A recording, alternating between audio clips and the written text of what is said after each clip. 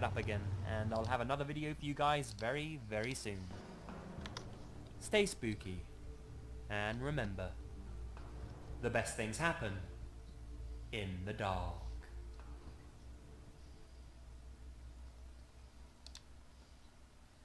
Classrooms and pack up textbooks. It's always boring, and most of the days our mothers were in meetings, so we just ran around an empty school. I remember vividly that it was a Friday, the last day before we could experience, and Will's older sister, Stephanie, had also come to help pack up her mum's classroom. The three of us had been playing manhunt while our parents were in meetings. Will told us that he wanted a smoke.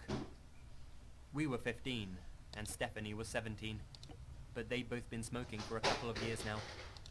I'm the daughter of a lifetime smoker, so I opted out. We walked to the adjacent middle school football field, then past an open fence and into a wooded clearing that was the usual hangout for kids skipping class. I need to interject the story here to tell you that I'm from and rural Florida is nothing like the postcards of tanned beauties and flamingo skyscrapers. My hometown only exists because someone developed a way to make semi-livable land out of a swamp. So, Will, Stephanie and I are sat on the outskirts of this clearing as they smoked, until we decided it would be fun to go for a walk in the woods. Will swore that there was a river that you could go swimming in. We walked for about 15 minutes, and that's when I realized was now barefoot and bleeding pretty badly from the palmettos. We needed to take a break, and I sat on a log while Will went around, holding his Nokia Razr up in the air, trying to get a signal. He left our sight for maybe 10 minutes when I heard him scream. Stephanie and I sprinted towards where we heard the scream come from. But I froze when we saw his fight or flight kicked in, and I guess mine chose fight. I crouched down too, and I stared them down. After what I guess was maybe 3 minutes, the older man stood up and ran into the woods. The younger one followed him. Will emerged from the woods not laughing, hysterical. He was crying. Yeah, I was chilling out, man.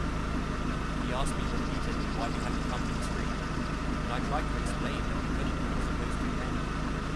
When he finally seemed to understand what I was saying, he stopped crying and went silent. When he was searching for a signal, he heard pine needles being crunched underfoot, and it sounded as if something was bounding at him, so he hid. He didn't even look behind him. He just hid behind a fallen tree. The noise stopped, and he stood up to come back to us, when he saw a woman crouching about 15 feet away from him. She had dry blood in her hair and all over her shirt. That's when Will screamed, and she stared at him until she turned around and ran into the woods. To this day, I don't think anyone's ever found them, and I refuse to step foot into that path. In the description below is an image taken from Google Maps, where the original poster has estimated the distance that they covered.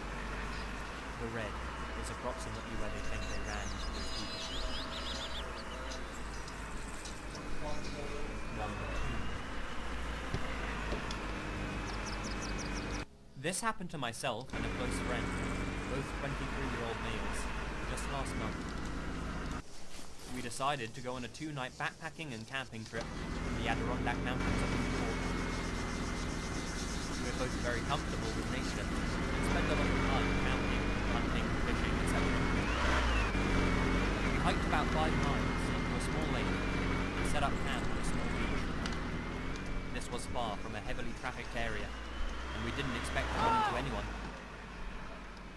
Our first night there, as we were sitting around the fire, we saw a flashlight moving on the other side of the lake at around 10:30. This was fairly unusual. However, we didn't think too much of it. But as time went on, this flashlight kept moving around the lake, getting closer to our campsite.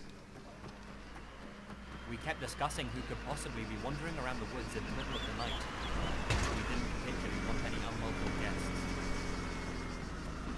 Once it was clear that the purpose of the people were headed for our campsite, we moved off into the woods nearby to see who wandered up.